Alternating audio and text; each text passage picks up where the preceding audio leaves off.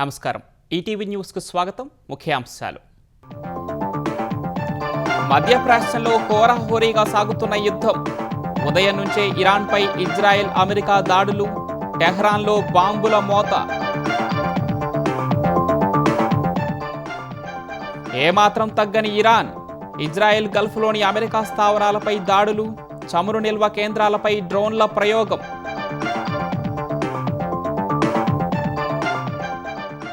ఇరాన్పై యుద్ధానికి కారణాలపై ట్రంప్ కొత్త మాట. మధ్యప్రాచ్యాన్ని ఆక్రమించే ప్రయత్నం చేసిందని ఆరోపణ.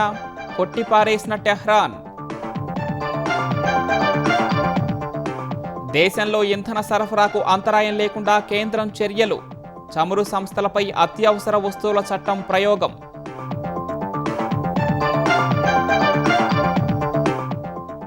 స్పీకర్పై అవిశ్వాస తీర్మానంపై చర్చిస్తున్న లోక్సభ. ప్రతిపక్షాలకు సరైన అవకాశం ఇవ్వడం లేదని కాంగ్రెస్, ఇతర విపక్షాల విమర్శలు. ఏపీలో పట్టణ ప్రణాళిక విభాగంలో అక్రమాలపై ఫిర్యాదులు. 13 మున్సిపల్ కార్యాలయాల్లో సోదాలు చేస్తున్న ఏసీబీ. బడ్జెట్ రూపకల్పనపై కసరత్తు ముమ్మరం చేసిన తెలంగాణ సర్కార్. వేర్వేరు శాఖల ప్రతిపాదనలపై అధికారులతో ఆర్థిక మంత్రి భట్టి సమీక్షలు.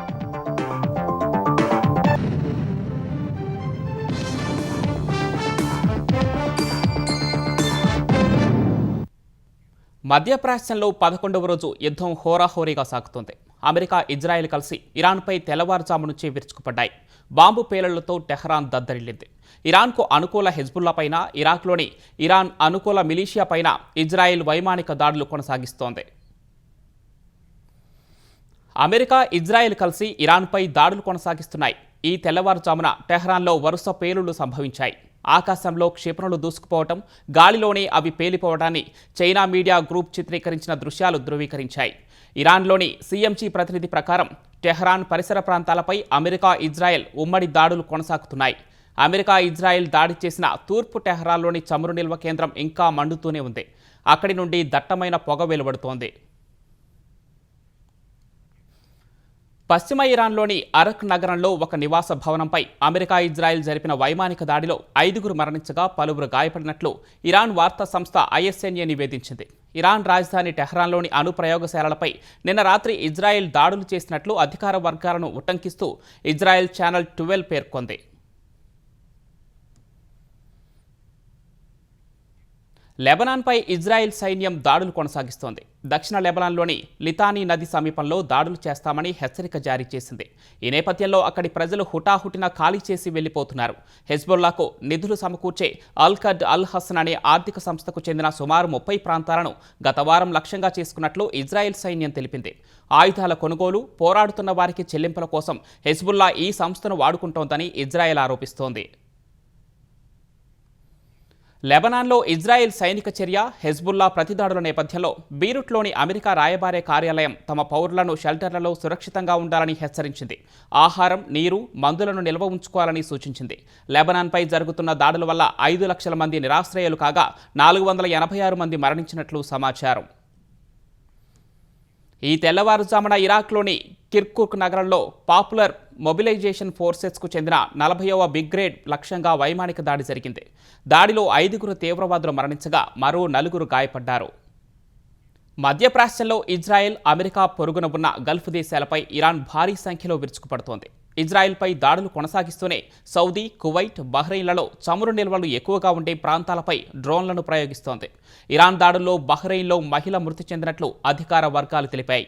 ఆత్మరక్షణలో భాగంగానే గల్ఫ్లోని అమెరికా స్థావరాలపై దాడులు చేస్తున్నట్లు ఇరాన్ విదేశాంగ శాఖ ప్రకటించింది. యుద్ధం ఎంతకాలం కొనసాగుతుందనే విషయంలో అమెరికా అధ్యక్షుడు డొనాల్డ్ ట్రంప్ పరస్పర విరుద్ధమైన సంకేతాలు ఇస్తున్న వేళ పొరుగున ఉన్న గల్ఫ్ దేశాలపై ఇరాన్ దాడులు తీవ్రం చేసింది. ఇజ్రాయెల్, సౌదీ అరేబియా, కువైట్లీ లక్ష్యంగా తెల్లవారుజాము నుంచి డ్రోన్ దాడులు చేసింది. ఉత్తర సరిహద్దుల్లో డ్రోన్ను అడ్డుకున్నట్లు ఇజ్రాయెల్ తెలిపింది. గత 24 గంటల్లో యుద్ధం కారణంగా 191 మంది ఇజ్రాయెల్ ఆసుపత్రుల్లో చేరారని, అందులో కొందరి పరిస్థితి విషమంగా ఉందని తెలుస్తోంది. సోమవారం ఇహూద్ ప్రాంతంలో ఇరాన్ చేసిన క్షిపణి దాడిలో ఒకరు మృతి చెందారు. చమురు నిక్షేపాలతో కూడిన తమ తూర్పు ప్రాంతంపైకి వచ్చిన 2 డ్రోన్లు కూల్చివేసినట్లు సౌదీ రక్షణ శాఖ తెలిపింది. కాసేపటికే అల్ ఖర్జ్ గవర్నరేట్కు తూర్పున మరో డ్రోన్ను ధ్వంసం చేసిందని వెల్లడించింది. ఇరాన్ ప్రయోగించిన 6 డ్రోన్లను తమ నేషనల్ గార్డు కూల్చివేసిందని కువైట్ తెలిపింది. ఇరాన్ నుండి వస్తున్న క్షిపణులు మరియు డ్రోన్లను యుఏఈ గగనతల రక్షణ వ్యవస్థలు అడ్డుకుంటున్నాయి. బహ్రెయిన్లో ఒక నివాస భవనంపైకి క్షిపణి పడి మహిళ ప్రాణాలు కోల్పోయింది. బహ్రెయిన్లోని బాప్కో చమురు క్షేత్రంపై డ్రోన్ దాడి జరగ్గా తమ కాంట్రాక్టు బాధ్యతలను నెరవేర్చలేమని ఫోర్స్ మెజ్యూర్ సంస్థ ప్రకటించింది. హోర్ముజ్ జలసంధి ద్వారా చమురు ట్యాంకర్లు వెళ్లకుండా ఇరాన్ అడ్డుకుంటోంది. ఇప్పటి వరకు ఇరాన్ దాడుల్లో 7 నావికులు మృతి చెందినట్లు ఇంటర్నేషనల్ మేరిటైమ్ ఆర్గనైజేషన్ తెలిపింది. అధికారిక గణాంకాల ప్రకారం ఇప్పటి వరకు ఇజ్రాయిల్లో 11 మంది, అమెరికా సైనికులు 7 మృతి చెందారు. అణ్వాయుధాలు తయారు చేసేందుకు ప్రయత్నించినందునే ఇరాన్పై దాడులు చేస్తున్నట్లు ఇప్పటి వరకు చెప్పిన అమెరికా అధ్యక్షుడు డొనాల్డ్ ట్రంప్ ఈసారి కొత్త పళ్లెం అందుకున్నారు. మధ్యప్రాచ్యాన్ని స్వాధీనం చేసుకోవాలని ఇరాన్ ప్రయత్నించిందని ఆరోపించారు. తాము దాడి చేయకుంటే అదే జరిగేదని చెప్పారు. హోర్ముజ్ జలసంధి ద్వారా చమురు ప్రవాహాన్ని ఆపడానికి ఇరాన్ ఏ ప్రయత్నం చేసినా అమెరికా వారిపై ఇప్పటివరకు చేసిన దానికంటే 20 రెట్లు గట్టిగా దాడి చేస్తుందని ట్రంప్ సోషల్ మీడియాలో పోస్ట్ చేశారు. మరోవైపు ఫ్లోరిడాలో న్యూస్ కాన్ఫరెన్స్ నిర్వహించిన ట్రంప్ ఇరాన్ వద్ద ఉన్న బాలిస్టిక్ క్షిపణుల నిల్వలను, వాటి తయారీ సామర్థ్యాన్ని నిర్మూలించే లక్ష్యానికి చేరువలో ఉన్నట్లు వివరించారు. అమెరికా ఒక కొత్త ఇరాన్ నిర్మాణంలో నిమగ్నమై ఉందన్నారు.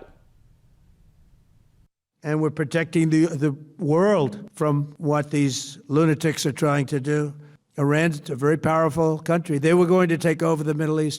If we did not hit them, they were going to take over the Middle East. They had thousands and thousands. Since their last hit, they had thousands and thousands of missiles and everything else. Most are now destroyed, but they were going to take over the Middle East. Those weapons were aimed at Middle Eastern countries that had nothing to do with this. They were going to take over the Middle East and they were going to try and destroy Israel. So we stopped it with good timing. We're very proud to be involved in this, and it's going to be ended soon. If it starts up again, they'll be hit even harder. తమ క్షిపణి వ్యవస్థ ధ్వంసమైందన్న America వాదనను Iran తోసిపుచ్చింది. Ton కంటే ఎక్కువ బరువున్న వార్హెడ్లతో కూడిన క్షిపణులను భారీగా మోహరిస్తున్నామని హెచ్చరించింది. యుద్ధం ఎప్పుడు ముగించాలో ఇరానీ నిర్ణయిస్తుందని రెవల్యూషనరీ గార్డ్ ప్రతినిధి అలీ మహమ్మద్ నైని చెప్పారు. ఇరాన్ సుదీర్ఘ యుద్ధానికి సిద్ధంగా ఉందని ఇరాన్ సుప్రీం లీడర్, విదేశీ విధాన సలహాదారు కమల్ ఖరాజీ తేల్చి చెప్పారు. అమెరికా, ఇజ్రాయెల్ దురాక్రమణను అడ్డుకోవడానికి ఇతర దేశాలు ఆర్థిక ఒత్తిడి ద్వారా జోక్యం చేసుకుంటే తప్ప ఇకపై దౌత్యానికి చోటు లేదని ఆయన స్పష్టం చేశారు. ఇదే విషయాన్ని ఇరాన్ విదేశాంగ మంత్రి అబ్బాస్ అరాక్చీ కూడా చెప్పారు. అమెరికాతో చర్చలు ఇకపై తమ ఎజెండాలో లేవని ఓ న్యూస్ ఛానల్కు వెల్లడించారు. గతంలో అణు ఒప్పందంపై చర్చల సందర్భంగా ఎదురైన అత్యంత చేదు అనుభవాల దృష్ట్యా తాము ఈ నిర్ణయం తీసుకున్నట్లు అరాక్చీ పేర్కొన్నారు. ఆత్మరక్షణలో భాగంగానే పొరుగు దేశాల్లో అమెరికా సైనిక స్థావరాలపై దాడులు చేస్తున్నట్లు వివరించారు. పశ్చిమాసియాలో ఉద్రిక్తతల నేపథ్యంలో దేశంలో వంట గ్యాస్, సహజ వాయువు సరఫరాకు ఆటంకం కలగకుండా కేంద్రం కీలక నిర్ణయం తీసుకుంది. ఇందుకోసం ఎసెన్షియల్ సర్వీసెస్ మెయింటెనెన్స్ యాక్ట్ ఎస్మాను అమలులోకి తీసుకొచ్చింది. ఇళ్లకు సరఫరా చేసే పైప్డ్ న్యాచురల్ గ్యాస్, వాహనాల కోసం వాడే కంప్రెస్డ్ న్యాచురల్ గ్యాస్ ఉత్పత్తి, గ్యాస్ పైప్లైన్ నిర్వహణకు అవసరమైన ఇంధనం కోసం 100% సరఫరా కొనసాగించాలని ప్రభుత్వం ఆదేశించింది. రిఫైనరీలు, పెట్రోకెమికల్ యూనిట్లు తమ ఎల్పీజీ ఉత్పత్తిని గరిష్ట స్థాయికి పెంచాలని పెట్రోలియం మంత్రిత్వ శాఖ ఆదేశించింది. ఈ అదనపు ఉత్పత్తిని పూర్తిగా దేశీయ గృహ అవసరాలకే వినియోగించాలని స్పష్టం చేసింది. అటు గ్యాస్ సిలిండర్ల అక్రమ నిల్వలు, బ్లాక్ మార్కెటింగ్ను అరికట్టడానికి రెండో సిలిండర్ బుక్ చేసుకునే వ్యవధిని 25 రోజులకు పెంచింది. మధ్యప్రాచ్యంలో యుద్ధం వల్ల దేశంలో వాణిజ్య వంట గ్యాస్ సిలిండర్ల కొరతపై కేంద్రం కమిటీ ఏర్పాటు చేసింది.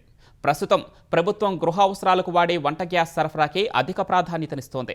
ఫలితంగా మార్కెట్ ధరలకు వాణిజ్య వంట గ్యాస్ సిలిండర్లు వినియోగించే హోటళ్లు, రెస్టారెంట్లకు సరఫరా కొరత ఏర్పడింది. ముంబై, బెంగళూరులో ఈ ప్రభావం మరీ ఎక్కువగా ఉంది. ఆయా రంగాల నుంచి వచ్చిన విజ్ఞప్తులను సమీక్షించడానికి చమురు మార్కెటింగ్ కంపెనీల 3 ఎగ్జిక్యూటివ్ డైరెక్టర్లతో కమిటీని ఏర్పాటు చేశామని చమురు మంత్రిత్వ శాఖ ఎక్స్లో పోస్ట్ చేసింది. భారత్ ఏటా సుమారు 31.3 మిలియన్ టన్నుల ఎల్పీజీని వినియోగిస్తోంది. ఇందులో 87% గృహ అవసరాలకు వినియోగిస్తున్నారు. మిగిలినది హోటళ్లు, రెస్టారెంట్లు వంటి వ్యాపార సంస్థలలో వినియోగిస్తారు. హోర్ముజ్ జలసంధి మూతపడిన కారణంగా సౌదీ వంటి దేశాల నుంచి వచ్చే ఎల్పీజీ దిగుమతులకు ఆటంకం కలుగుతోంది. పరిమిత సరఫరా కారణంగా ప్రభుత్వం గృహ వినియోగానికి ప్రాధాన్యతనిస్తోంది.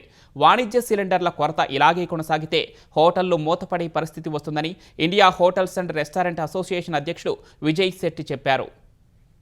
పశ్చిమాసియాలో ఉద్రిక్తతల నేపథ్యంలో విమాన సర్వీసుల రద్దుతో బహ్రెయిన్లో చిక్కుకున్న 600 మంది తెలుగు ప్రజల తరలింపు ప్రక్రియ ప్రారంభమైంది. నేటి నుంచి రోజు ఒక విమానంలో స్వదేశానికి వారిని తీసుకువచ్చేలా ఏర్పాట్లు చేశారు. ఏపీ ప్రభుత్వ నిర్దేశంతో గల్ఫ్ ఎయిర్ సంస్థతో ఏపీ భవన్ అధికారులు సంప్రదింపులు జరిపారు. డీజీసీఏ పౌర విమానయాన శాఖ అధికారులతో చర్చించిన తర్వాత గల్ఫ్ ఎయిర్ సంస్థ విమాన సేవలు ప్రారంభించింది. ఇవాళ కొచ్చి విమానాశ్రయానికి 58 మందిని గల్ఫ్ ఎయిర్ సంస్థ తీసుకురానుంది. రేపు 138 మందితో మరో విమానం ముంబై చేరుకోనుంది. బహ్రెయిన్లోని తెలుగు సంఘం భారత రాయబార కార్యాలయం ద్వారా టికెట్లు కొనుగోలు చేసేలా గల్ఫ్ ఎయిర్ సంస్థ ఏర్పాట్లు చేసింది. సౌదీలోని దమం ఎయిర్పోర్ట్ నుంచి విమానాలు నడిపేందుకు ఏర్పాట్లు చేసింది. మరోవైపు పశ్చిమాసియాలో చిక్కుకున్న తెలుగువారికి సహాయం చేయడం కోసం సీఎం చంద్రబాబు ఆదేశాలతో ఏపీ భవన్లో కంట్రోల్ రూమ్ ఏర్పాటు చేశారు. పార్టీలకు అతీతంగా వ్యవహరించాల్సిన లోక్సభ స్పీకర్ ఓం బిర్లా సభలో ప్రతిపక్షాలు మాట్లాడేందుకు సరైన అవకాశాలు ఇవ్వడం లేదని కాంగ్రెస్ ఎంపీ గౌరవ్ గొగోయ్ ఆరోపించారు. స్పీకర్ ఓం బిర్లాపై ప్రతిపక్షాలు ప్రవేశపెట్టిన అవిశ్వాస తీర్మానంపై చర్చను గొగోయ్ ప్రారంభించారు. ప్రస్తుతం స్పీకర్ స్థానంలో ఉండి సభను నడిపిస్తున్న బీజేపీ ఎంపీ జగదాంబికా పాల్ తీర్మానంపై చర్చకు 10 గంటల సమయాన్ని కేటాయించారు. ఎంపీలందరూ కేవలం తీర్మానంలో పేర్కొన్న అంశాలకే పరిమితమై మాట్లాడాలని, ఇతర విషయాలను చర్చలోకి తీసుకురావద్దని సూచించారు. లోక్సభలో ప్రతిపక్ష నేత రాహుల్ గాంధీతో పాటు తమ నేతలకు మాట్లాడే అవకాశం ఇవ్వడం లేదని గొగోయ్ ఆరోపించారు. ప్రతిపక్ష సభ్యులు మాట్లాడుతున్నప్పుడు స్పీకర్ ఓం బిర్లా తరచూ అంతరాయం కలిగించేవారని విమర్శించారు. సరైన కారణం లేకుండా 8 మంది విపక్ష సభ్యులను స్పీకర్ ఓం బిర్లా సస్పెండ్ చేశారని పేర్కొన్నారు. ప్రధానిపై కాంగ్రెస్ ఎంపీలు దాడి చేసే అవకాశం ఉందని, స్పీకర్ తప్పుడు ఆరోపణలు చేశారని గౌరవ్ గొగోయ్ చెప్పారు. స్పీకర్పై అవిశ్వాస తీర్మానం నెగ్గాలంటే 278 మంది సభ్యుల మద్దతు అవసరం ఉంటుంది. ప్రస్తుతం లోక్సభలో ఎన్డీఏకు 293 మంది, ఇండీ కూటమికి 234 మంది సభ్యులున్నారు. న్యాయ వ్యవస్థలో అవినీతి అంశం ప్రచురించిన 8వ తరగతి సోషల్ పాఠ్యపుస్తకాన్ని పూర్తిగా ఉపసంహరించుకుంటున్నట్లు national council of educational research and training NCERT ప్రకటించింది. Exploring society India and beyond అనే శీర్షికతో సోషల్ పార్ట్ 2 పాఠ్యపుస్తకాన్ని ఎన్సీఈఆర్టీ ప్రచురించింది. అందులోని 4వ అధ్యాయంలో మన సమాజంలో న్యాయ వ్యవస్థ పాత్రకు సంబంధించి ఎలాంటి షరతులు లేని పూర్తిస్థాయి క్షమాపణలు తెలియజేస్తున్నట్లు ఎన్సీఈఆర్టీ డైరెక్టర్ సభ్యులు ప్రకటన విడుదల చేశారు. సదరు పాఠ్యపుస్తకాన్ని ఉపసంహరించుకున్నట్లు తెలిపారు. ఇది ఇకపై అందుబాటులో ఉండదని, దీనివల్ల కలిగిన అసౌకర్యానికి విచారం వ్యక్తం చేస్తున్నామని పేర్కొన్నారు. ఈ విషయాన్ని అర్థం చేసుకున్న భాగస్వాములకు ధన్యవాదాలు తెలియజేస్తున్నామని సామాజిక మాధ్యమం ఎక్స్లో ఎన్సీఈఆర్టీ పోస్ట్ చేసింది. న్యాయ వ్యవస్థలో అవినీతి పేరుతో 4వ అధ్యాయంలో ప్రచురించడంపై సుప్రీంకోర్టు తీవ్ర ఆగ్రహం వ్యక్తం చేసింది. ఈ నేపథ్యంలో ఎన్సీఈఆర్టీ క్షమాపణ చెప్పింది. తెలంగాణ గవర్నర్గా శివప్రతాప్ శుక్లా రేపు ప్రమాణ స్వీకారం చేయనున్నారు. లోక్ భవన్లో రేపు ఉదయం 11:30కు నిర్వహించే కార్యక్రమంలో శివప్రతాప్ శుక్లాతో హైకోర్టు ప్రధాన న్యాయమూర్తి జస్టిస్ అపరేష్ కుమార్ సింగ్ ప్రమాణం చేయిస్తారు. ఇందుకోసం లోక్ భవన్లో ఏర్పాట్లు చేస్తున్నారు. రేపు ప్రమాణ స్వీకారం ఉండటంతో ఈ ఉదయం శివప్రతాప్ శుక్లా హైదరాబాద్కు చేరుకున్నారు. ఈ ఉదయం శంషాబాద్ విమానాశ్రయానికి చేరుకున్న శివప్రతాప్ శుక్లాకు ముఖ్యమంత్రి రేవంత్ రెడ్డి ఘనంగా స్వాగతం పలికారు. తెలంగాణ ఐటీ పరిశ్రమల శాఖ మంత్రి శ్రీధర్ బాబు, ప్రభుత్వ ప్రధాన కార్యదర్శి రామకృష్ణారావు, డీజీపీ శివధర్ రెడ్డి, ఇతర ఉన్నతాధికారులు శంషాబాద్ విమానాశ్రయంలో గవర్నర్కు స్వాగతం పలికారు. తెలంగాణ బడ్జెట్ సన్నాహక సమావేశాలు సచివాలయంలో జరుగుతున్నాయి. మంత్రులు, అధికారులతో ఆర్థిక శాఖ మంత్రి, డిప్యూటీ సీఎం భట్టి విక్రమార్క సమావేశం నిర్వహిస్తున్నారు. అన్ని శాఖల నుంచి వచ్చిన ప్రతిపాదనలపై భట్టి సమీక్ష నిర్వహిస్తున్నారు. ఆదాయ వ్యయాలను బేరీజు వేసుకొని పద్దులు ఖరారు చేస్తున్నారు. ప్రస్తుత ఆర్థిక సంవత్సరం బడ్జెట్ 3,04,000 కోట్లకు పైగా ఉండగా రానున్న బడ్జెట్ 3,20,000 కోట్లకు పైగా ఉండొచ్చని అంచనా. తెలంగాణ శాసనసభ కార్యకలాపాలు సహా బడ్జెట్కు సంబంధించిన అంశాలు, రాజకీయ పరిస్థితులపై అవగాహన కల్పించేందుకు బీఆర్ఎస్ ఎమ్మెల్యేలు, ఎమ్మెల్సీలకు కార్యశాల నిర్వహిస్తున్నారు. హైదరాబాద్ శివారు గండిపేటలోని గోల్కొండ రిసార్ట్లో ఏర్పాటు చేసిన అవగాహన కార్యక్రమంలో ఎమ్మెల్యేలు, ఎమ్మెల్సీలకు నిపుణులు అవగాహన కల్పిస్తున్నారు. రాష్ట్ర, దేశవ్యాప్తంగా నెలకొన్న రాజకీయ పరిస్థితులు, మారుతున్న పరిణామాలను నిపుణులు వివరిస్తున్నారు. గతంలో ఉమ్మడి రాష్ట్రంలో ప్రభుత్వ చీఫ్ విప్, రాజ్యసభ సభ్యుడిగా పనిచేసిన రావుల చంద్రశేఖర్ రెడ్డి, ఆర్థిక మంత్రిగా పనిచేసిన హరీష్ రావు, ప్రొఫెసర్, మాజీ ఎమ్మెల్సీ నాగేశ్వర్ తదితరులు ఎమ్మెల్యేలు ఎమ్మెల్సీలకు ఆయా అంశాలను వివరిస్తున్నారు. చివర్లో బీఆర్ఎస్ కార్యనిర్వాహక అధ్యక్షుడు కేటీఆర్ వివిధ అంశాలపై దిశానిర్దేశం చేయనున్నారు. వెలుగుమట్ల బాధితులకు న్యాయం జరిగే వరకు నిరాహార దీక్ష కొనసాగిస్తానని తెలంగాణ జాగృతి అధ్యక్షురాలు కల్వకుంట్ల కవిత ఉద్ఘాటించారు. 31 ఎకరాల పేదల భూమిని కాంగ్రెస్ ప్రభుత్వం పెద్దలకు ఇచ్చే కుట్ర పన్నుతోందని ఆరోపించారు. ఖమ్మంలో దీక్ష చేసిన కవితను పోలీసులు అరెస్టు చేసి హైదరాబాద్కు తరలించగా జాగృతి కార్యాలయంలో దీక్షను చేపట్టారు. భూదాన్ భూములంటేనే పేదలకిచ్చిన భూములని అన్నారు. బాధితులకు భూదాన్ భూమిలోనే డబుల్ బెడ్రూమ్ ఇళ్లను కట్టించి ఇవ్వాలని డిమాండ్ చేశారు. ఖమ్మంలో 3 మంత్రులు ఉన్న బాధితుల పరిస్థితి దారుణంగా ఉందని కవిత ఆందోళన వ్యక్తం చేశారు. 31 ఎకరాల జాగా భూదాన్ భూమి పేదవారి భూమి. ఇవాళ దాన్ని మొత్తం అక్కడ ఉన్న ఇండ్లను నేలమట్టం చేసిండ్రు. మొత్తం భూమిని కూడా ఈ రేవంత్ రెడ్డి గారి ప్రభుత్వం, ఈ కాంగ్రెస్ ప్రభుత్వం ప్రజా వ్యతిరేక ప్రభుత్వం, పేదలకు వ్యతిరేక ప్రభుత్వం కాబట్టి అది పెద్దవారికి ఇచ్చే ప్రయత్నం చేస్తుంది. అది ససేమిరా ఒప్పుకునే పరిస్థితి లేదు. ఎందుకంటే అక్కడ ఆల్రెడీ 8, 10, 12 ఏళ్ల నుంచి ఉంటున్న పేదవాళ్ళు ఆ భూమి విలువ పెరిగింది అంటే పేదవాడికి భూమి ఉంటే ఆ విలువ పెరిగితే కూడా ప్రభుత్వానికి ఇబ్బంది అన్నట్టుగా ప్రభుత్వం బిహేవ్ చేయడాన్ని మేము తప్పుపడతా ఉన్నాం. ఖచ్చితంగా ఎక్కడైతే ఆ పేదవాళ్ళ ఇండ్లు కూలగొట్టినరో అక్కడనే వాళ్ళకు ప్లాట్లు ఇవ్వాలి, అక్కడనే వాళ్ళకు మీరు డబుల్ బెడ్రూమ్ ఇండ్లు కూడా కట్టించేయాలని చెప్పి మేము ప్రభుత్వాన్ని డిమాండ్ చేస్తూ నా దీక్షను కొనసాగిస్తూ ఉన్నాను. డిమాండ్ల సాధన కోసం తెలంగాణ విద్యుత్ ఆర్టిసన్ ఉద్యోగులు కదం తొక్కారు. హైదరాబాద్లోని టీజీఎస్పీడీసీఎల్ కార్యాలయం ఎదుట తెలంగాణ విద్యుత్ ఆర్టిసన్ ఉద్యోగుల ఐకాస ఆధ్వర్యంలో ఉద్యోగులు ధర్నా చేశారు. ఆర్టిసన్ కార్మికుల విద్యార్హతకు అనుగుణంగా కన్వర్షన్ చేయాలని డిమాండ్ చేశారు. తమకు ఏపీఎస్ఈబీ సర్వీసెస్ రూల్స్ అమలు చేయాలన్నారు. 2026 వేతన సవరణను వెంటనే అమలు చేయాలని కోరారు. తమ డిమాండ్లకు విద్యుత్ యాజమాన్యం ప్రభుత్వం స్పందించకపోతే సమ్మెకు దిగుతామని హెచ్చరించారు. ఆంధ్రప్రదేశ్ వ్యాప్తంగా నగరపాలక సంస్థల పట్టణ ప్రణాళిక విభాగాల్లో ఏసీబీ సోదాలు చేపట్టింది. భవన నిర్మాణ అనుమతుల కోసం లంచాలు తీసుకుంటున్నారనే ఫిర్యాదులపై ఏకకాలంలో 13 కార్యాలయాల్లో దాడులు నిర్వహించింది. విశాఖ గాజువాకలోని జీవీఎంసీ టౌన్ ప్లానింగ్ విభాగంలో ఏసీబీ అధికారుల దాడులు చేశారు. గుంటూరు నగరపాలక టౌన్ ప్లానింగ్ విభాగం అధికారులపై వచ్చిన ఫిర్యాదులతో తనిఖీలు చేసిన ఏసీబీ కార్యాలయ రికార్డులు పరిశీలించింది. నెల్లూరు టౌన్ ప్లానింగ్ విభాగంలోనూ దస్త్రాలను ఏసీబీ అధికారులు క్షుణ్ణంగా పరిశీలించారు. ఒంగోలు నగరపాలక టౌన్ ప్లానింగ్ విభాగంలో ఏసీబీ అధికారులు ఆకస్మిక సోదాలు చేశారు. తనిఖీలు మొదలవగానే టీపీఓ కార్యాలయ సిబ్బంది తమ దగ్గర ఉన్న డబ్బును కిటికీల్లో నుంచి బయటకు విసిరేశారు. ఆ సొమ్మును ఏసీబీ అధికారులు సీజ్ చేశారు. తిరుపతి నగరపాలక సంస్థ పట్టణ ప్రణాళిక విభాగంలో ఏసీబీ అధికారులు సిబ్బంది నుంచి బంగారం, డబ్బులు స్వాధీనం చేసుకున్నారు. అనంతపురం కార్పొరేషన్ కార్యాలయంలోని పట్టణ ప్రణాళిక విభాగంలో రికార్డులను నిశ్చితంగా పరిశీలిస్తున్నారు.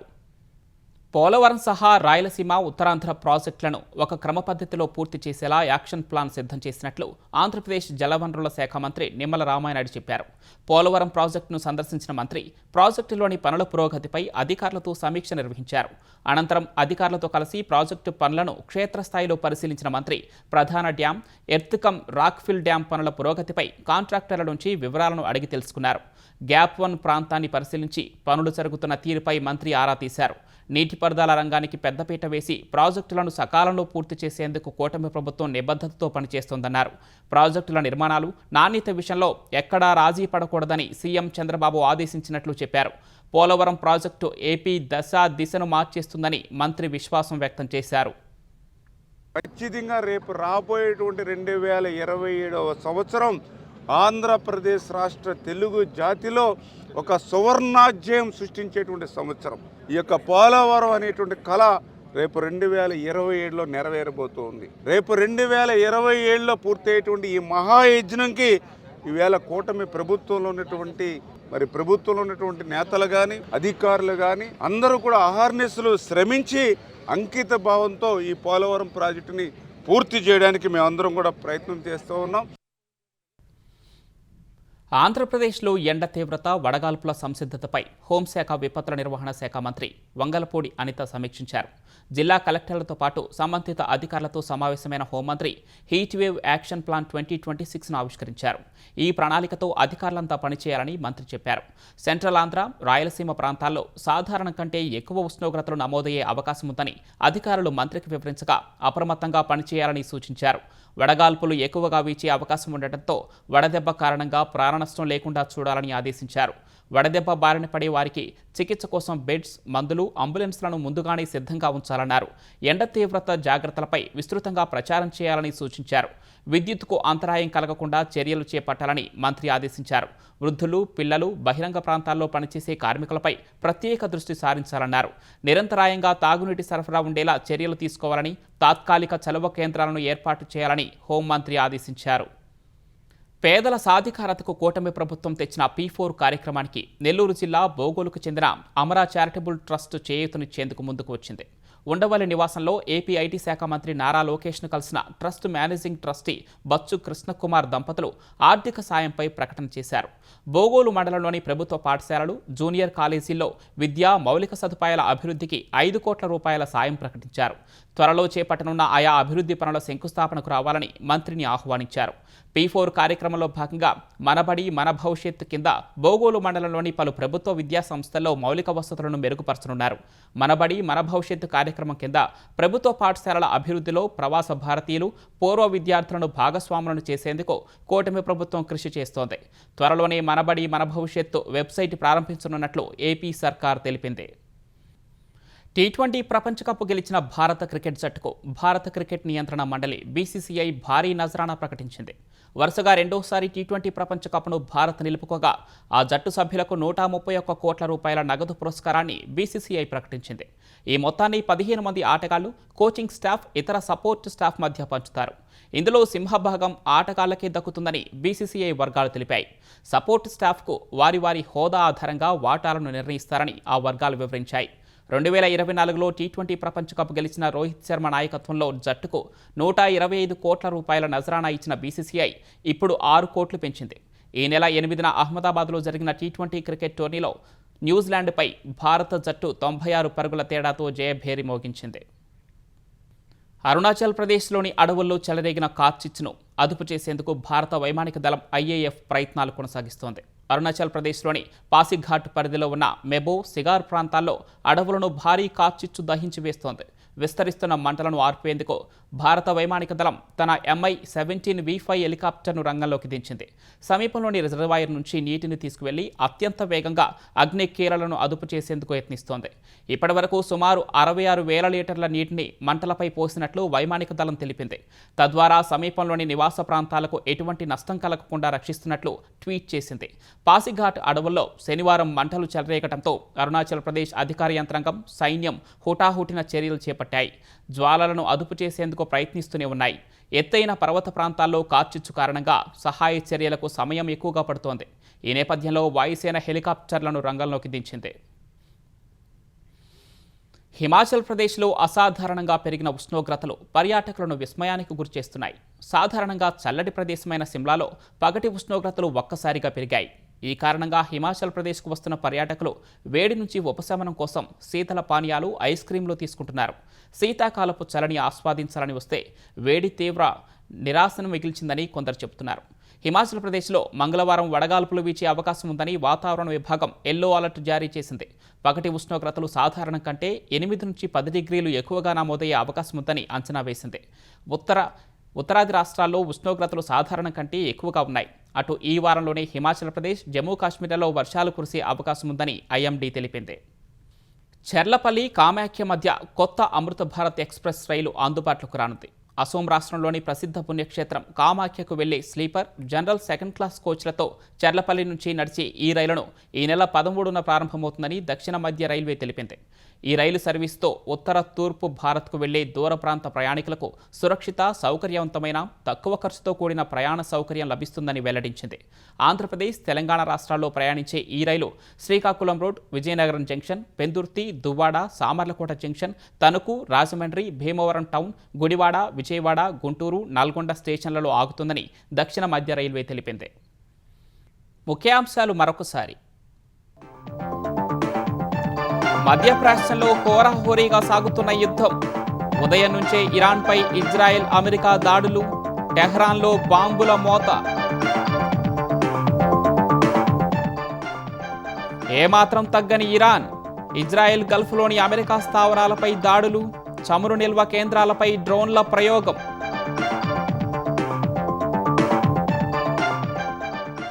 ఇరాన్పై యుద్ధానికి కారణాలపై ట్రంప్ కొత్త మాట. మధ్యప్రాచ్యాన్ని ఆక్రమించే ప్రయత్నం చేసిందని ఆరోపణ, కొట్టిపారేసిన టెహ్రాన్. దేశంలో ఇంధన సరఫరాకు అంతరాయం లేకుండా కేంద్రం చర్యలు. చమురు సంస్థలపై అత్యవసర వస్తువుల చట్టం ప్రయోగం.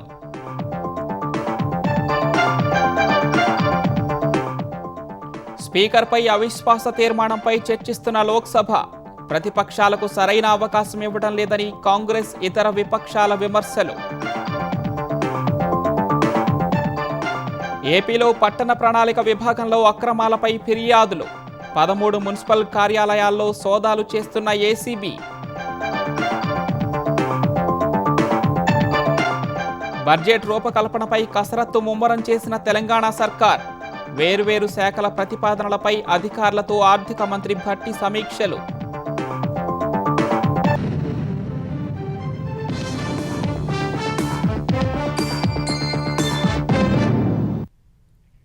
ఈటీవీ న్యూస్ సమాప్తం. నమస్కారం.